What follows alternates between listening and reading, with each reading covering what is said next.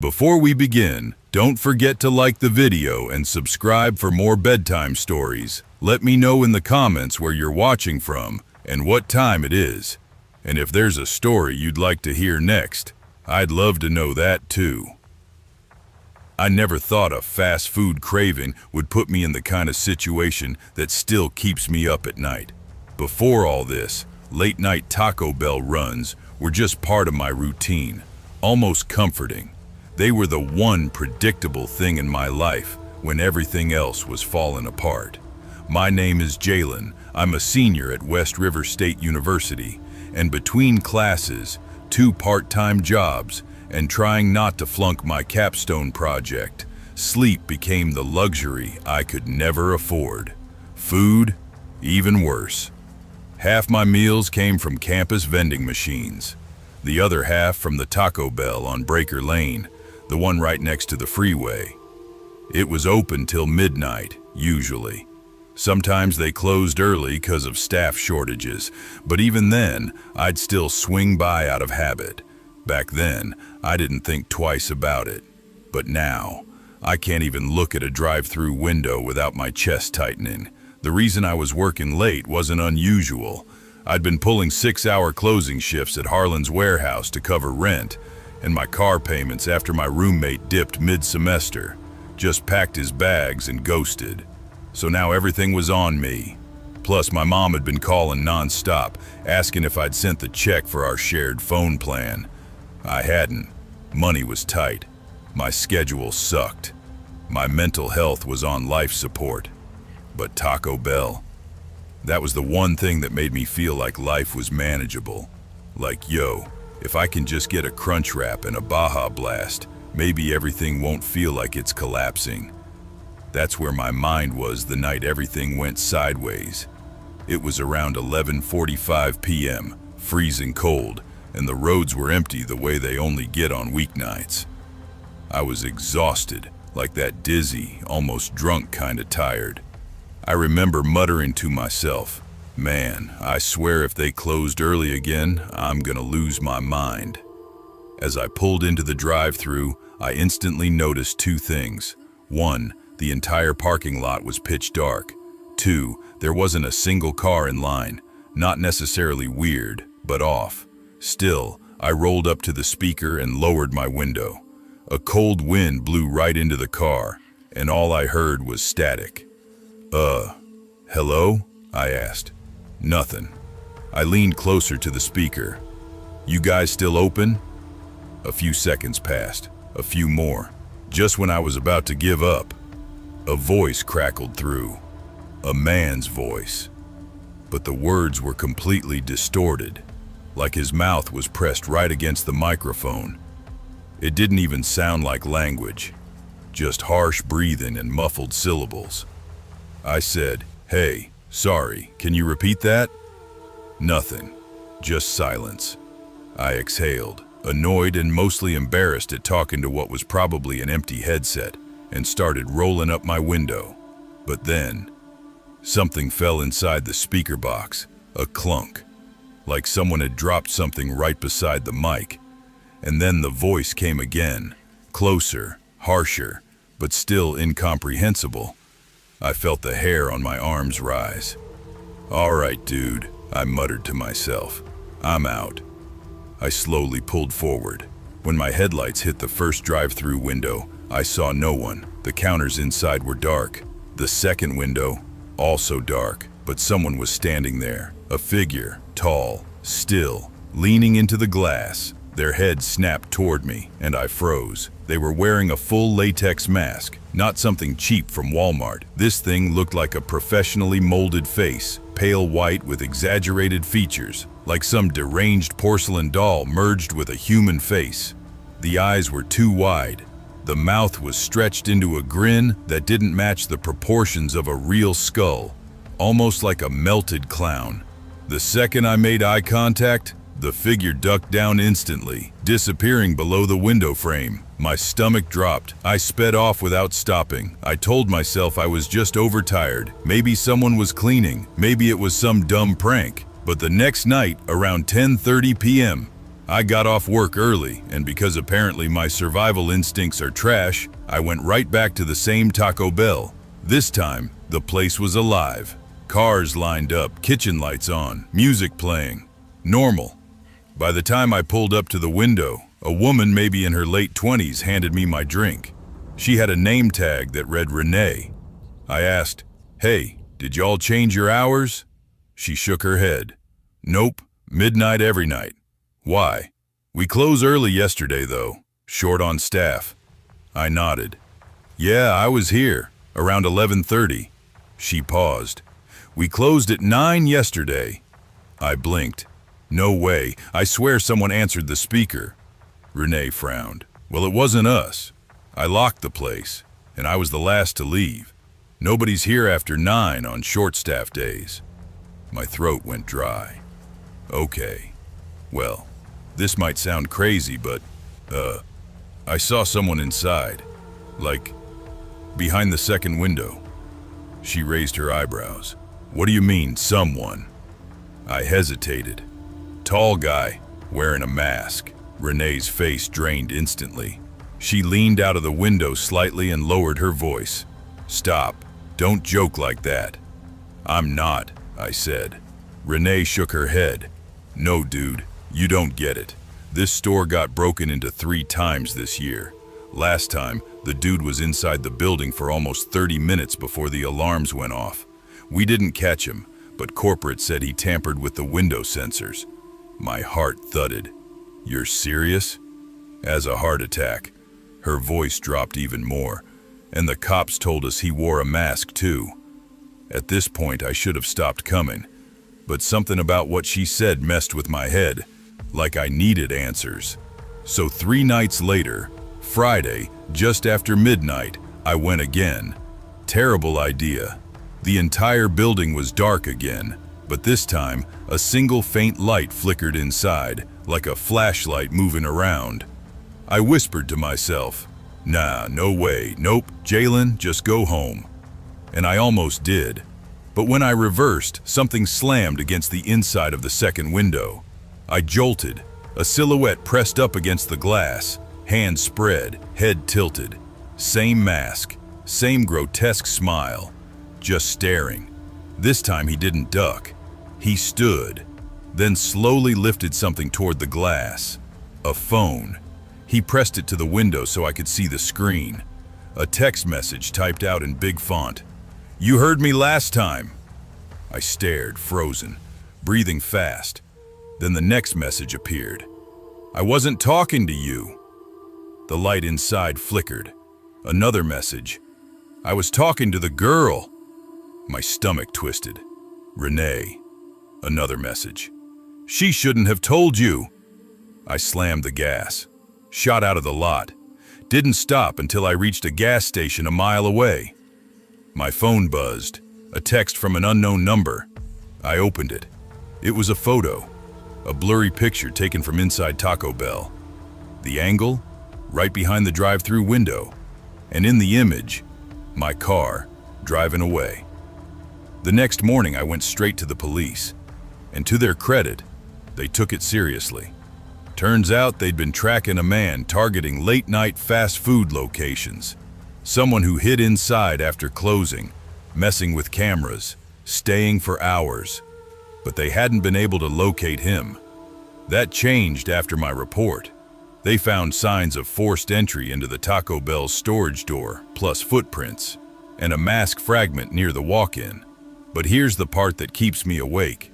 The police told me the guy liked to use the headsets and speaker system even after the building was locked, meaning the night I rolled through the drive-through, he was already inside the building, probably just a few feet away from me, probably watching me the whole time. 3 days after filing the report, I got one last text, unknown number. My chest tightened as I opened it. A single sentence, "Next time don't bring people into it," followed by a picture. A photo of Renee closing the drive-through window from inside the kitchen. The police put her on leave and increased patrols around the area. They still haven't caught him, and I haven't eaten at a Taco Bell since. Sometimes late at night, When everything is quiet, I swear I can still hear that distorted voice from the speaker. Breathing, waiting, listening. I always tell myself that the night shift never really bothered me. But if I'm being honest, some nights have a way of sticking to your ribs. I used to work at a Taco Bell in a small town called Redford Springs, about 15 minutes outside my parents' place. I started there when I was barely 17, just a lanky kid trying to save some cash for a used car. I stayed through high school and into my first 2 years of community college. The place wasn't glamorous, but it was familiar. The beeping of fry timers, the slap of tortillas on the grill, the lingering smell of seasoned beef in my clothes. Those things became part of who I was for a while. I met some of my closest friends there. I learned how to deal with rude customers, how to clean a soda machine that looked like a crime scene inside, and how to survive on 4 hours of sleep before morning classes. People say fast food is chaotic, but after years of working late nights, you get used to it. You stop noticing the weirdos. You stop getting startled by the occasional drunk guy who slurs through the speaker, or the high school kids trying to snag free cinnamon twists. But there's one night, my last summer working there, that still clings to me like grease on my uniform. And even now, when I drive past any Taco Bell, something in my stomach twists. I guess that night changed how I see things. Or maybe it showed me something I wasn't supposed to see. That summer, we were short-staffed as usual. Everyone else wanted to go out and party or travel or work jobs that didn't involve mopping up Baja Blast spills. So management relied on people like me, quiet, reliable, and willing to close. I was working with Jace that night, a dude a year older than me, with a sharp jawline, a permanent 5 o'clock shadow, and the kind of deep voice that made customers weirdly respectful. Jace wasn't the type to get spooked. He'd seen customers fight in the parking lot, cops drag a guy out of the drive-thru, and even someone try to climb through the window once. Nothing rattled him. Our Taco Bell closed at 3 a.m., and like always, we hit that dead zone between 2:30 and close. The grill was cleaned, the lobby floor still drying, and the drive-thru headset silent. I remember leaning against the stainless steel counter, scrolling on my phone, telling Jace about some professor who assigned a 10-page paper right before summer break ended. Jace chuckled and said, "Bro, just use AI or something. That's what everybody does now." I rolled my eyes. "I'm a communications major, man. If my professor catches me, I'm screwed." He smirked. "Then don't get caught." We laughed. It was easy, simple, normal. The calm before the storm. At 2:56 a.m., just 4 minutes before closing, the drive-thru camera blinked on with a soft click. A car rolled into view. "Damn," Jace muttered. "We were so close." I sighed. "It's cool. Last one. Let's just knock it out." I slid the headset back on and leaned toward the mic. "Hey, welcome to Taco Bell. What can I—" Silence. I waited. Sometimes people are slow or drunk or still looking at the menu. "Take your time," I said. "Just let me know when you're ready." Still nothing. I glanced at the black and white monitor next to the fryers. The car, a dark silver sedan, sat perfectly still. The driver's window was up. I couldn't see inside because of the glare. "Yo," I mumbled, "you think their mic's broken?" "Nah," Jay said, leaning next to me. "Try again." I exhaled and clicked the button. "Hey, we are closing in a few minutes, so if you want to order, just give me anything, even like hold up." Nothing. Then the window of the car rolled down. But there was no one in the driver's seat. I blinked, leaned closer. The seat was empty. Passenger seat empty. Headrest empty. Nothing. "What the hell?" I whispered. Jay squinted at the monitor. "Is someone crouching? Like, prank style?" I shook my head. "Dude, I'm telling you, there's nobody." The car suddenly inched forward, slow and steady, like someone feathered the gas pedal, except there was no one there. A shiver crawled up my spine. "Maybe it's one of those self-driving mods," Jay said, but he didn't sound convinced. "This isn't Tesla, bro," I muttered. We watched the car roll toward the window, still empty. I opened the drive-through window halfway and leaned out, trying to catch a better angle. The interior was dark, but not dark enough to hide a whole person. I could see clearly, no movement, no shadow, nothing. The car stopped, engine humming softly. Someone knocked. 3 hard knocks, right on the glass next to my face. I jerked back, slamming into a shelf behind me. Jace jumped too. The hell was that? I whipped my head toward the empty driver's seat. Nobody, no hand, no arm, no body leaning out, no shape, no shadow, no nothing. Just the soft, steady purr of the idling engine. My heart thudded against my ribs. "Close the window," Jace said quietly. I didn't even argue. I just shut it. We both stared at the monitor. The car shifted forward again. Slow, smooth, controlled. It drifted toward the exit lane and disappeared from frame. And then, the drive-through headset crackled. A voice, raspy, soft, almost a whisper, slid into my ear. "Thank you." I ripped the headset off like it burned me. "I'm done." Nope. That wasn't a glitch. That wasn't... "Bro," someone whispered in my ear. Jace swallowed. "Let's close. I'm not sticking around." We shut everything down in record time. The usual 10-minute routine took less than 3. It was pure adrenaline. We didn't talk. We didn't joke. We just locked up and left. I didn't sleep that night. Every time I closed my eyes, I heard that low whisper in my ear. "Thank you." I told my manager the next morning, trying not to sound insane. He stared at me blankly and said, "Yeah, weird stuff happens on night shifts. Probably teenagers messing with you. Teenagers don't drive empty cars. Teenagers don't whisper through a headset with no driver."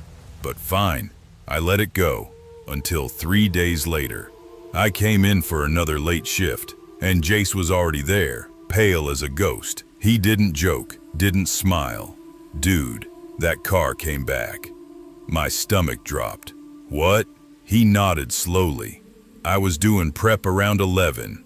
Cam clicked on. Same car, same exact spot. But it didn't drive through, it just sat there for like 20 minutes. Then it left." "Was anyone inside?" I asked, already knowing the answer. "No." We didn't talk about it again for weeks, but that wasn't the end. It happened at the end of August.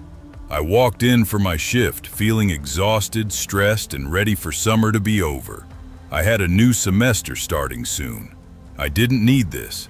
The moment I walked in, my manager, Riley, tossed me the headset. "Jace called out," he said. "Said he's sick." But I knew. He wasn't coming back for night shifts. Maybe not at all. I tried to shake off the dread. I reminded myself that nothing was going to happen, that the car wasn't coming back, that we'd imagined the whisper. At 2:50 a.m., the drive-through camera clicked on. My breath hitched. The car was back. Same dark silver sedan, same slow crawl, same empty interior. I froze. Riley walked by and frowned. "You taking that order?" "Look at the screen," I whispered. He glanced, smirked. "Is this some TikTok prank? There's no one in the car." "No," I whispered. "You don't understand. A knock echoed from the drive-through window. 3 knocks. Hard. Precise." Riley jumped. Jesus! The car was at the window now. Again, the seats were empty. Driver's window rolled down. Nothing but cold night air and soft engine rumble. Riley leaned out slightly, squinting. "Hello? Anyone messing with us?" Silence. He pulled back in, annoyed. "All right, close up. I'm not dealing with this." The headset crackled. Not loud, not sharp, soft, slow. The same voice from before. "You forgot my order." Riley stiffened. "What?" "The hell," he whispered. I felt a cold pressure, like fingers trailing along the back of my neck. The voice whispered again, deeper this time. "I came back." The lights in the kitchen flickered, the monitors glitched, the fryer timer beeped on its own. Riley backed up. "Kid, close the damn window, now." But before I could touch it, the car's horn blasted, long, deafening, right outside the window. I screamed. Riley stumbled backward, and then the car engine shut off. Instant, silent, every light in Taco Bell flickered out. We were plunged into darkness. I heard footsteps inside the kitchen, slow, wet, heavy. Riley grabbed my arm. "Don't move." I held my breath. The footsteps stopped right behind us. Then the voice spoke again.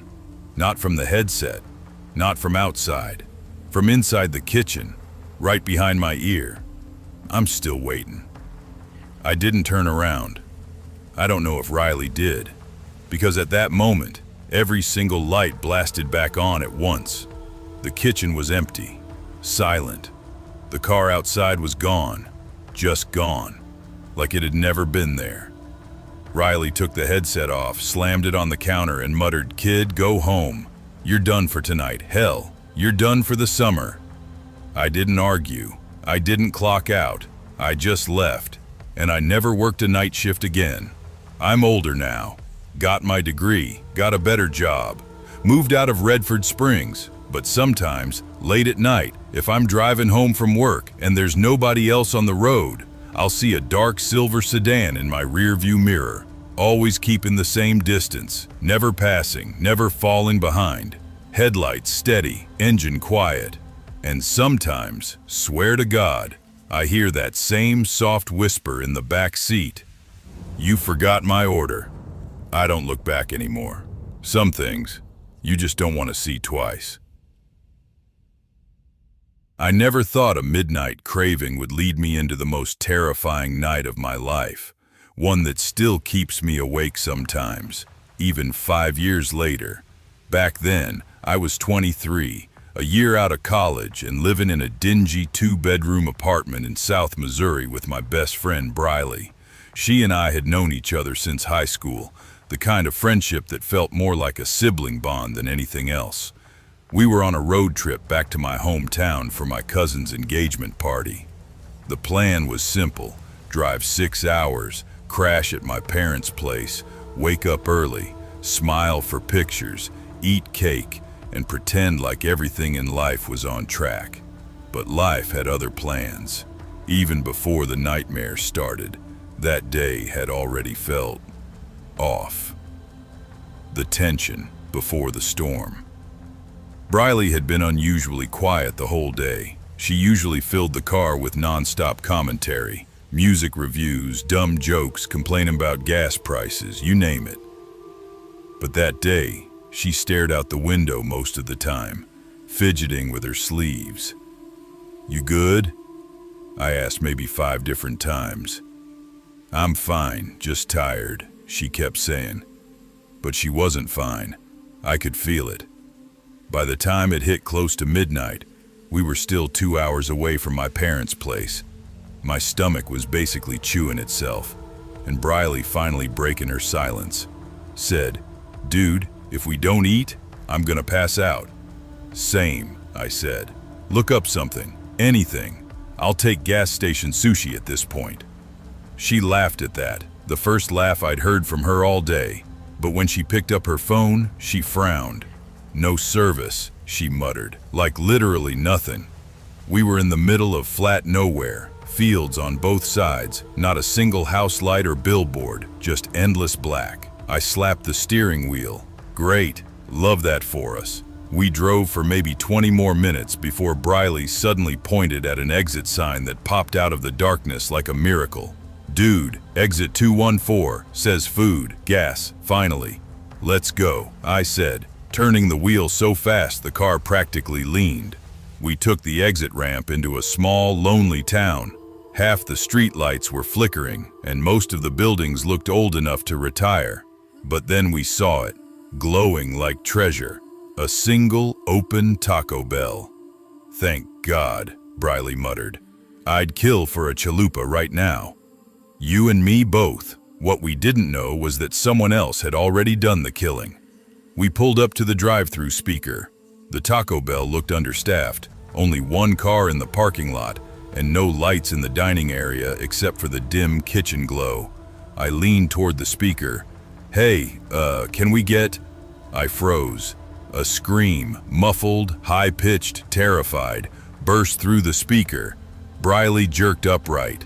"Dude, what the hell was that?" It sounded like someone screaming, "Help!" but it got cut off mid-word, like someone clamped a hand over their mouth. My heartbeat slammed in my chest. Before we could process it, a man's voice came through the speaker. Calm, too calm. "Sorry, folks. We're closed for the night. System's down. You'll need to leave." His tone wasn't annoyed. It was nervous, like someone was forcing him to talk. Briley whispered, "But the lights are on." "Yeah," I said slowly, "and it's midnight on a Friday. Taco Bell lives for this hour." Before I could finish, the voice snapped back on, louder this time. "We are closed." Briley flinched. "Dude, let's just go. Something's not right." But my stubborn ass didn't listen. "Hold up," I said, putting the car in park. "We need food, and that scream is precisely why we should leave." She wasn't wrong, but something inside me felt twisted. What if someone was actually in trouble? I pulled forward and parked instead of driving away. Briley slapped my arm.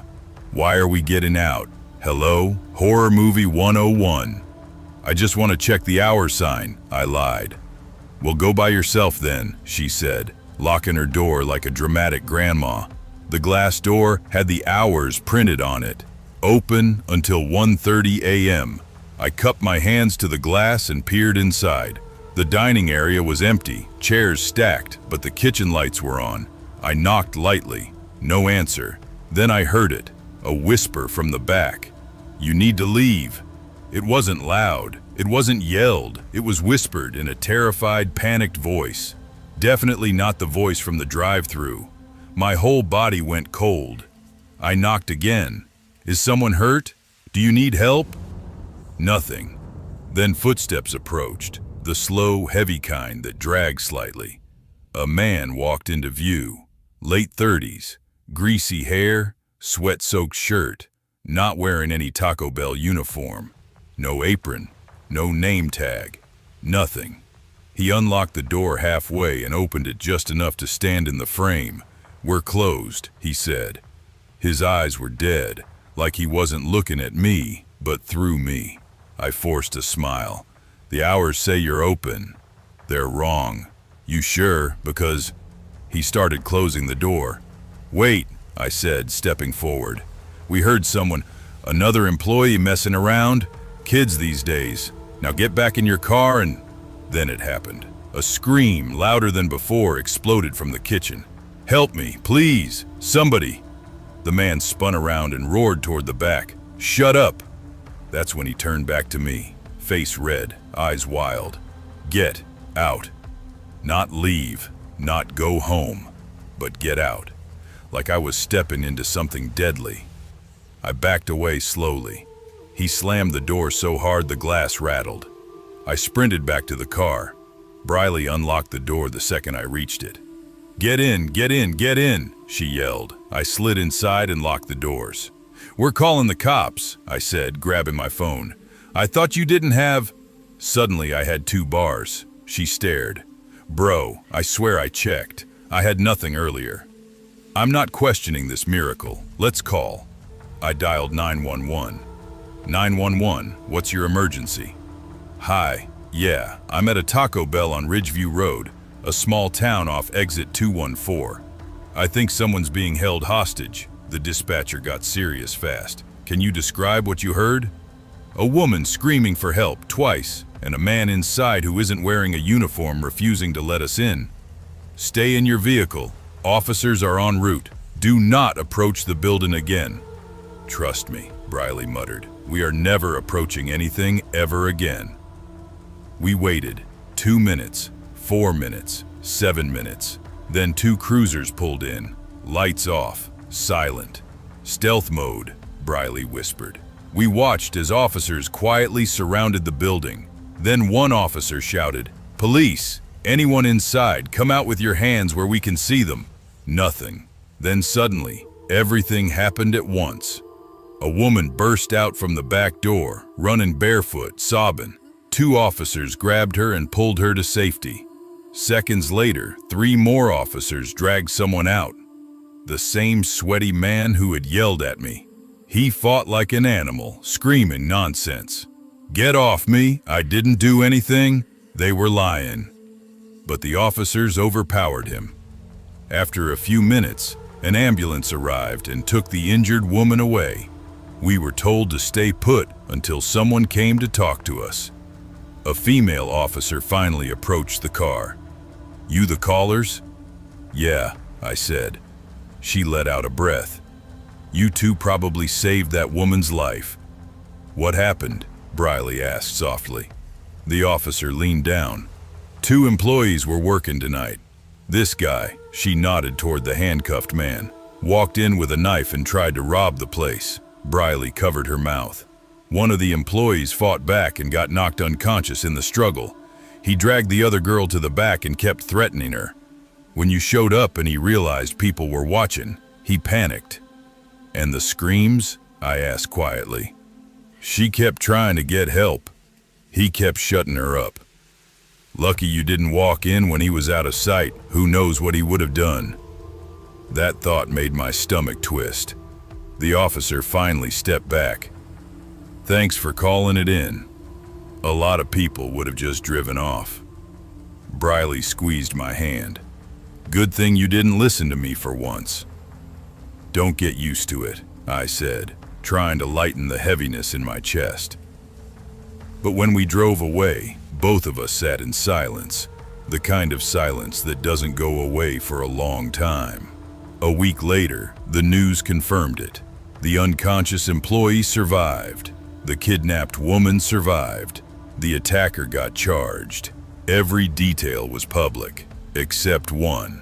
The kidnapped girl later told police something that wasn't released widely, something I only learned because my cousin's friend worked at the station in that town. The attacker had been hiding inside the restaurant for over an hour, waiting, listening, watching the employees lock up the lobby.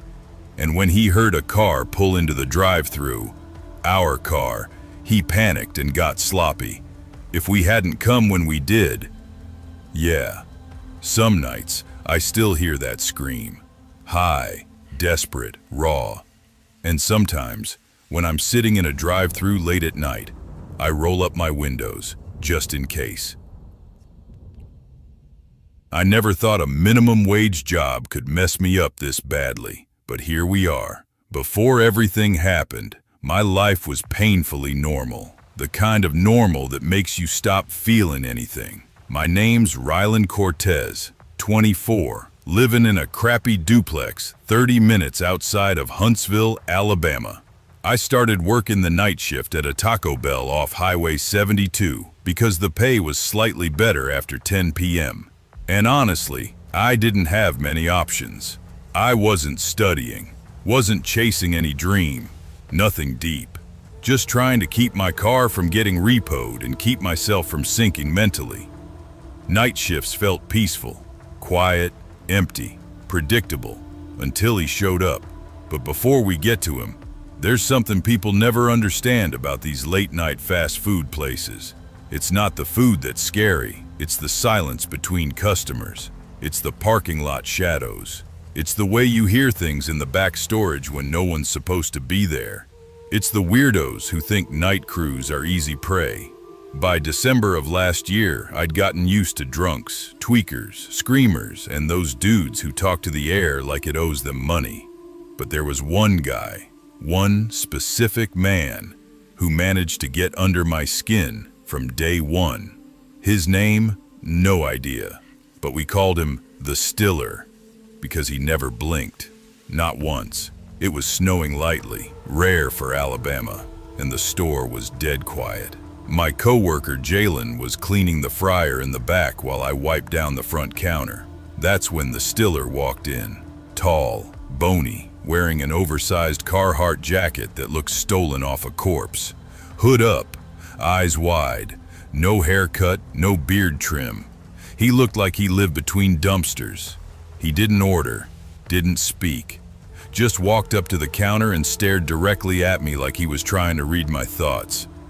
I gave him a cautious nod. Evening, sir? You want something? Nothing. He just breathed through his mouth, slow and heavy, fogging the glass sneeze guard. Behind me, Jalen whispered, "Yo, Rye, that dude creeping you out too?" I swear he'd been sitting outside in the lot for like 15 minutes. I cleared my throat. "Sir, if you're not ordering, I need you to step aside." He finally spoke, voice dry as sandpaper. "Give me a couple tacos." "That'll be for free," I blinked. "Sir, I can't just..." He leaned forward until his forehead touched the glass. I said, "Give me tacos. I'm here every night. I'm loyal. I deserve something." His breath smelled like rotten coins. "I can't do that," I said, keeping my voice steady. "You gotta buy something if you want to stay in here." His eyes widened even more, if that was possible. "You don't get it. I need 'em. You owe me." "We don't owe you anything," Jalen called out from the back. The stiller slowly turned his head toward Jalen, then back to me. Then he backed away, turned, left without another word. I tried to laugh it off, but when I walked to my car after closing, I swear I felt someone watching me. The air was too quiet. The snow muffled every sound. I kept my keys in my fist, just like my mom taught me. When I got in my car, my back felt cold, like someone had been standing right behind me. For the next 3 weeks, the stiller came in every night at the exact same minute, 11:37 p.m. Didn't matter if it was raining, snowing, freezing, he came anyway. He'd walk up to the counter, stare, and demand free food like it was his government-issued right.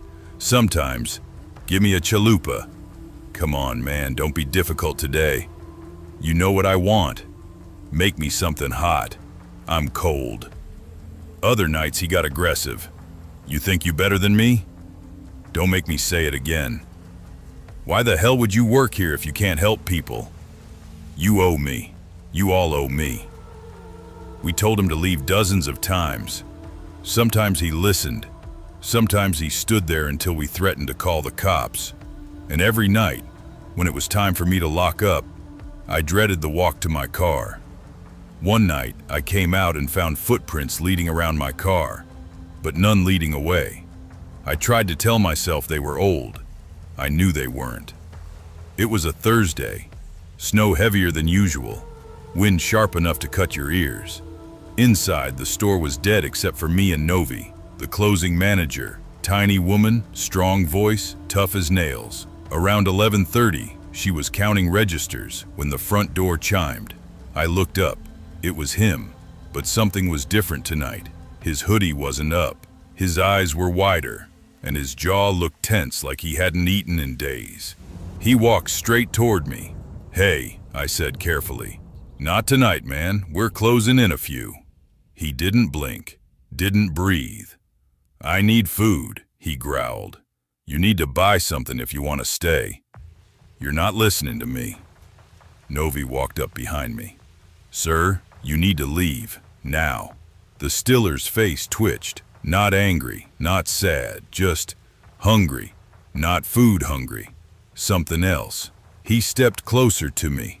So close I could see flecks of ice melting in his eyelashes. "You gonna give me food?" he whispered. "No."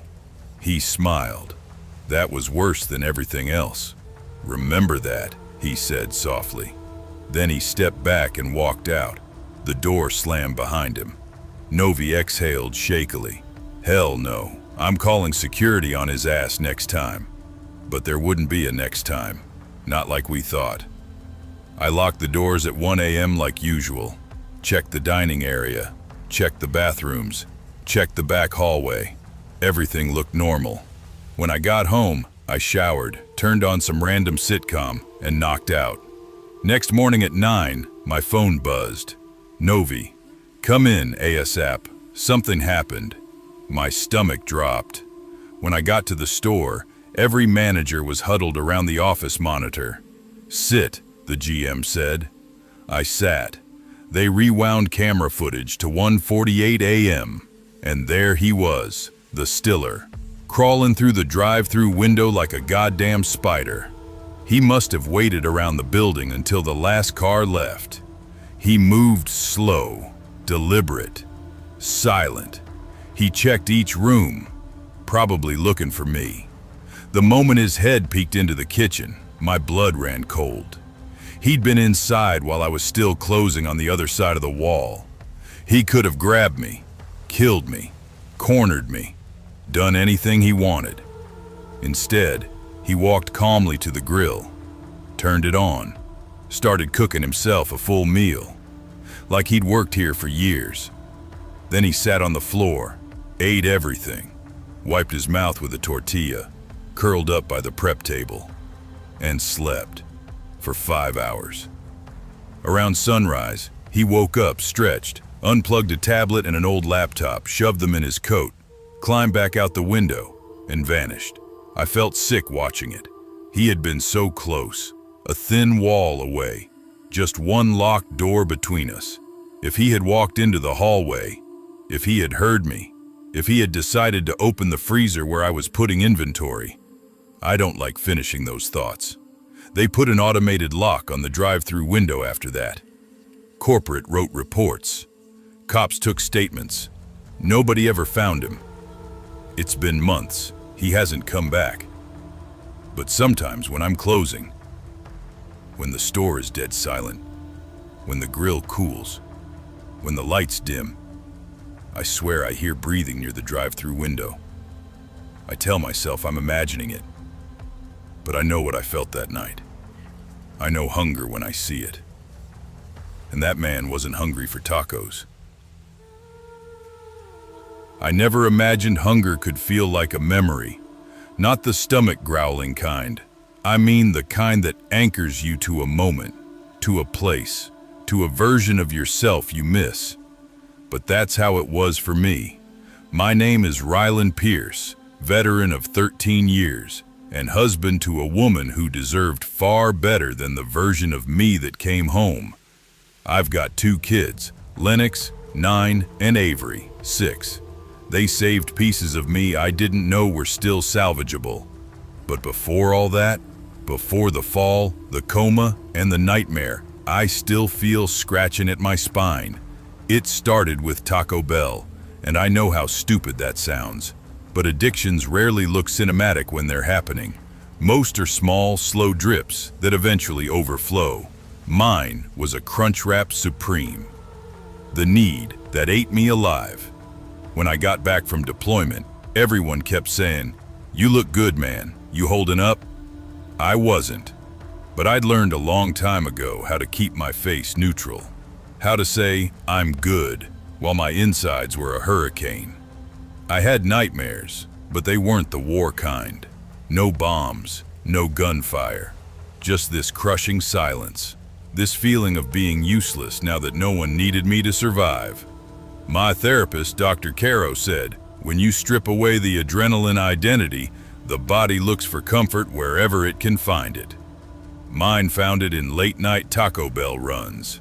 At first it was harmless, couple tacos, a burrito, drive-through banter from some kid who sounded too sleepy to judge me. But then it became ritual, compulsion, escape.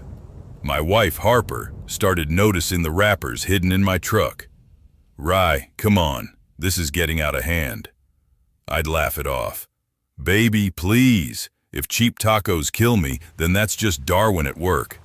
She didn't laugh, but I kept going, sometimes twice a day, sometimes more. My lungs started to tighten. I coughed through the nights. I gained weight, fast and not in the just dad bod way.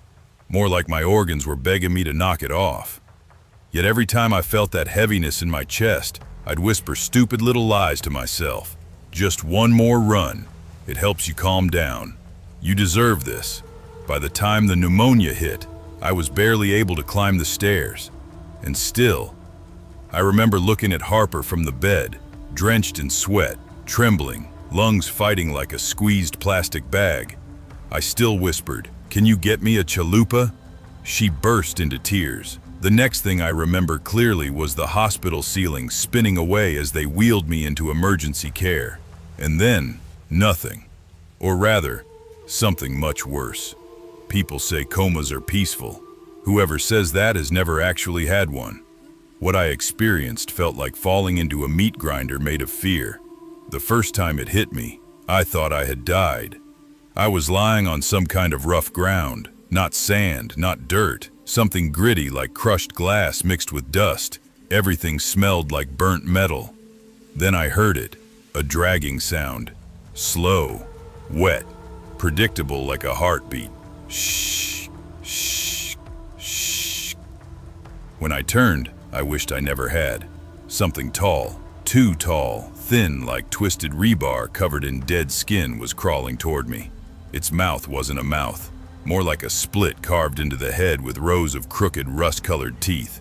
It didn't run, it didn't lunge, it just kept crawling, confident, patient, like it already owned me. I tried to stand, but my legs didn't work. My body felt like wet cement. "Move, Rylan, move!" I screamed at myself, but I stayed frozen. Then it grabbed me. Its grip shredded my calf like it had serrated metal instead of fingers. I felt the bone grind. I felt the nerves spark. I felt everything. I tried to fight back, but my body was disintegrating. The thing pulled me towards some kind of fiery slit in the ground, like a furnace door cracked open. And every time I got close, I'd black out. Then I'd wake back in the nightmare, in a different place, but always with that thing crawling after me. No matter how far I dragged myself, it was faster. No matter how loudly I screamed for help, my voice disintegrated in the air like ash. And worst of all, each time I returned, I had less of my body. First my legs, then layers of skin, then muscle. By the end, I was nothing but a torso and bone, still crawling, still trying to survive despite being almost gone. I saw the fiery pit more clearly once, and inside it were hands. Hundreds, maybe thousands. Some small like children's, some huge like shovels, all reaching upward, waiting for me. I remember whispering, "Please, please not like this." The monster draped me over the edge like a hunter presenting a kill. And then, and this part is burned into my consciousness, the flames licked what was left of my ribs, making a sound like sizzling bacon. And something inside me snapped. There are moments where a person stops being scared and starts being furious. I had one of those. I didn't have muscles or skin anymore, but I had rage, and that rage was louder than the fire. "No, you don't get me? You hear me?" I roared into the void. "Not you, not this. I'm not finished." The creature shrieked. Everything shook. The pit cracked, and then blackness. Not coma blackness, birth blackness. The kind that feels like the world is being rebuilt around you. I felt dryness first, my lips peeling, my eyes crusted shut. Then a sharp, panicked voice. "He's moving, he's moving. Dr. Wexler, he's coming out of it." My body jerked, a reflex I couldn't control, and something in my throat ripped free with a suction pop so violent I gagged. A doctor leaned close, tapping my cheek. "Rylan? Hey, stay with me, bud. You're back, you're okay." Light stabbed my eyes, shapes blurred, voices overlapped. "Get his vitals. Jesus, look at his oxygen levels. Harper, he's awake." Then, the voice that mattered. Her, my wife. She was crying harder than I'd ever seen. Her hands trembled on my face like she was afraid I'd turn to dust. I tried speaking, but my vocal cords felt rusted. After a few tries, the words came out in a mangled whisper. "I want Taco Bell." The room went dead silent. Then a nurse actually snorted a laugh. Harper wiped her tears with the back of her wrist. "You idiot," she whispered, smiling through the heartbreak. "You absolute idiot. You scared the hell out of us." I would have laughed if my chest didn't feel like a collapsed mine. I had lost more weight than I'd ever had to lose. My muscles had atrophied. My stomach had shriveled. I couldn't eat solids for weeks. I couldn't walk for longer, but I was alive, and the nightmare was over. At least, I thought it was. When I finally made it home months later, the kids clung to my arms like I'd returned from war all over again. I cried. Harper cried. Even Lennox, who pretends he's too cool for emotions, cried. But that night, lying in bed, drifting between exhaustion and clarity, I heard it, dragging, wet, rhythmic. My heart kicked. My breath stuttered. I turned on the lamp so fast it popped. Nothing there, but I swear the air smelled like burnt metal. The next day, Harper said, "You okay? You look spooked." I lied. "Yeah, just tired." But that sound followed me through the week. Sometimes at work, sometimes in the shower, sometimes right behind me when I walked past dark hallways. And one night when Harper finally brought me Taco Bell again, as a celebration, as a moment, as a closure, I unwrapped the taco and felt a tremor ripple through my whole body, because deep beneath the smell of beef and spices, I caught a hint of scorched metal, and somewhere far away, or maybe right behind me, I heard, like something crawling closer, bit by bit, determined, patient, as if it still wasn't finished with me. I put the taco down. I whispered to the empty hallway, "You can try." My voice shook, but my spirit didn't. "But you're not taking me back." And for the first time since the coma, the dragging sound stopped, just like that. Silence, real silence, the kind I could finally breathe in. I never thought my first real job would leave a mark on me that I'd still feel years later. Before I get into the night, everything changed. I should probably explain why I even ended up working at a Taco Bell in the first place, especially the late shift my mom practically begged me to avoid. My name is Jalen Rourke, and I grew up in Oak Ridge, North Dakota, a place so quiet that folks joke the most exciting thing to happen all year is when Walmart changes their store layout. My mom worked 2 jobs, a school janitor during the day and a motel receptionist at night. She always told me, "Baby, night shift jobs ain't worth it. You meet the right people in the wrong mindset and the wrong people who got nothing to lose." But money was tight. I'd just graduated high school. My stepdad walked out, and my younger sister needed braces my mom couldn't afford. I didn't have the luxury to wait for a good job. I needed whatever paid. Taco Bell paid. So I signed up for the 5 p.m., 2 a.m. shift, the one nobody wanted because it felt like a magnet for drunk college kids, weird loners who ordered 10 sauces and no food, and truckers who smelled like diesel and sadness. But it was stable money. And at 18, with 0 real experience, stability is a blessing. For the first couple months, the job wasn't horrible. Slow nights, long stretches of boredom, maybe the occasional drunk guy yelling, "Buy a blast or I'll blast you," but nothing you couldn't handle through a glass window. Nothing, until the sightings started, not just at our store, not just in our town, but all over the region. People kept talking about a clown showing up outside fast food joints, Burger Kings, 7-Elevens, Taco Bells, just standing there, staring into the drive-through window, or waving at employees through the glass doors. It sounded stupid at first, like some TikTok clout chaser pulling a prank. But videos started spreading, and there was something wrong about the clown. Not funny wrong, wrong. The outfit changed. The height changed, the voice changed, but the mask. Everyone reported the same thing, a pale white mask with a smeared red grin that stretched too wide, like it hurt to smile that big. People said the clown didn't speak, didn't move much, just watched. Until he didn't just watch. It was early November, that weird time between Halloween decorations coming down and Christmas lights going up, and snow threatened to fall, but never did. I clocked in at 5:03 p.m. Our crew was small that night. Me, drive-through window, plus Register Brantley, the cook, ex-Army, solid dude Harper, shift lead, Tough as nails Zoe, lobby cleaner, quiet but sweet. By 11 p.m., the rush had died down. The dining room was closed. The kitchen smelled like stale nacho cheese and burnt tortillas. Honestly, the usual. Brantley leaned against the counter and said, "Man, if one more dude asks me for extra cheese cups like I'm running a damn dairy farm, I'm quitting." I laughed, mostly because I needed something to cut the boredom. That's when Zoe walked in from the lobby, holding her phone with this pale look on her face. Guys, look." She played a video, shaky, recorded from someone's car. A Taco Bell somewhere in Minnesota. The driver whispered, "Yo, that's the clown, look at him." The camera pointed toward the drive-through window, and sure enough, there he was.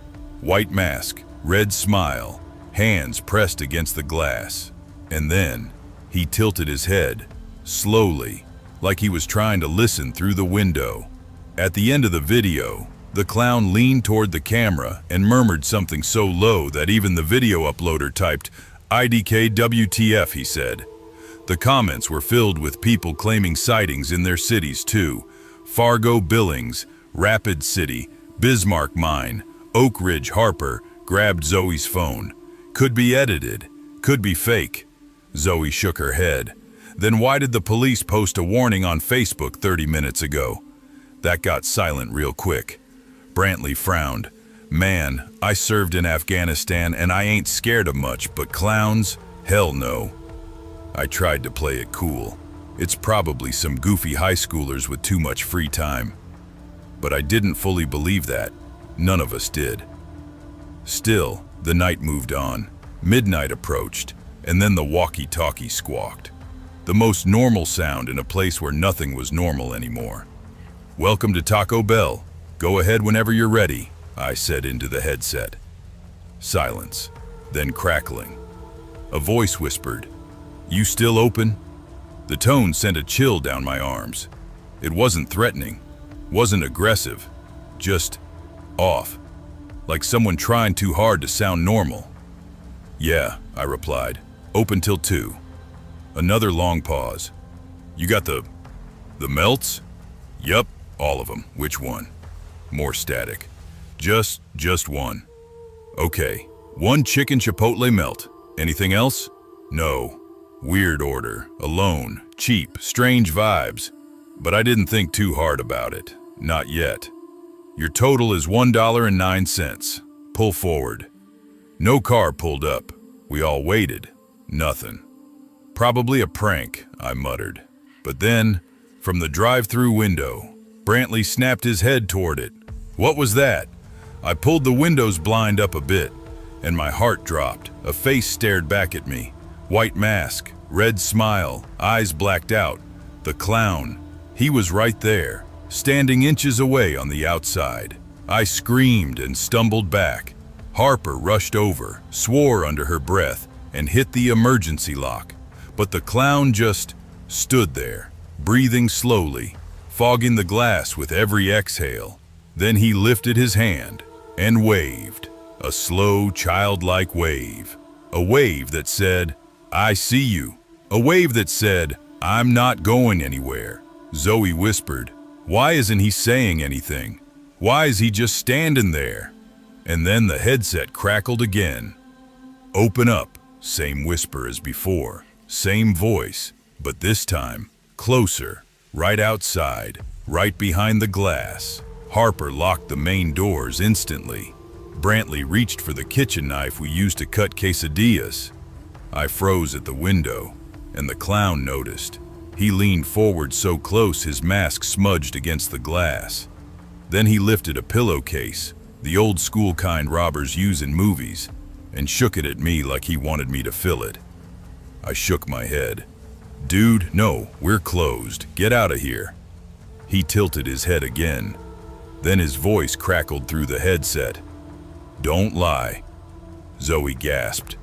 "He's using another car at the menu box. He must have left something there. His mic is still open." The clown suddenly slammed his fist against the window, hard enough to rattle the frame. We all jumped. Harper whispered, okay, nobody panic. Cops are 10 minutes out at best. Stay inside. Nobody open anything." But the clown wasn't waiting for cops. He stepped out of view. Silence. 5 seconds. 10. Then, clank. Something metal hit the back door. We all turned at once. Another clank. Clank, clank. Someone was trying to kick it open. "Kitchen?" Brantley yelled, grabbing the knife. We ran to the back. The steel door bowed inward slightly on each hit. Brantley yelled through it, "Hey, cut that out before I call the goddamn sheriff!" The kicking stopped. Silence. Then the clown whispered right through the gap, "Open the door, Jalen." I froze. "How the hell does he know my name?" I shouted. Harper grabbed my arm. "Back away, now!" But the clown didn't stop. He pressed something against the gap. At first, I thought it was a gun, but then I saw it was worse. It was a photo of me, standing outside my house, from that morning, taken without me noticing. Brantley cursed under his breath. "What the hell? How long has this freak been watching you?" The door suddenly fell silent. No breathing, no talking, no footsteps, nothing. We waited. 5 seconds, 10, 20. Then, ding, the drive-through bell. Someone pulled up to the window. The final moments. Harper whispered, "It can't be him." He was at the back door. Brantley narrowed his eyes. "He's not alone." The window bell dinged again. "Bro, don't go," Zoe begged, but the headset automatically routed to me. "Hey, can I get some service?" A different voice. Young, male, annoyed. I walked toward the window slowly, peeking with just one eye. Not a clown. A college kid in a beat-up Honda, eyebrows furrowed, waving his credit card. "Yo, are y'all open or what?" he said. My whole body relaxed. Yeah, sorry. We had a situation." He frowned. "A what?" Before I could explain, something moved behind his car. Something stepped into the dim glow of the drive-through lights. Something wearing a white mask. "Sir," I said quietly, pointing. "Don't get out. Don't move. Look behind you slowly." He turned, and the clown charged. Fast, too fast. The college kid screamed as the clown leaped onto his hood and pounded the windshield with both fists. "Go!" I yelled. The kid slammed the gas. The clown rolled off the hood, hit the pavement, then scrambled up like his bones were made of rubber. The car screeched away into the street. The clown stood there, watching it disappear. Then he turned, slowly, and looked directly at me through the window. He lifted his hand and pressed the photo of me against the glass. My house, my street, my face. Then he mouthed something. No sound, but the words were clear. "See you soon." And he walked away into the dark. Police arrived 6 minutes later. They searched everywhere, found footprints, found tire marks, found the college kid's cracked windshield down the road, but they never found the clown. Not that night, not ever. We closed early. Everyone quit within the month. But the worst part?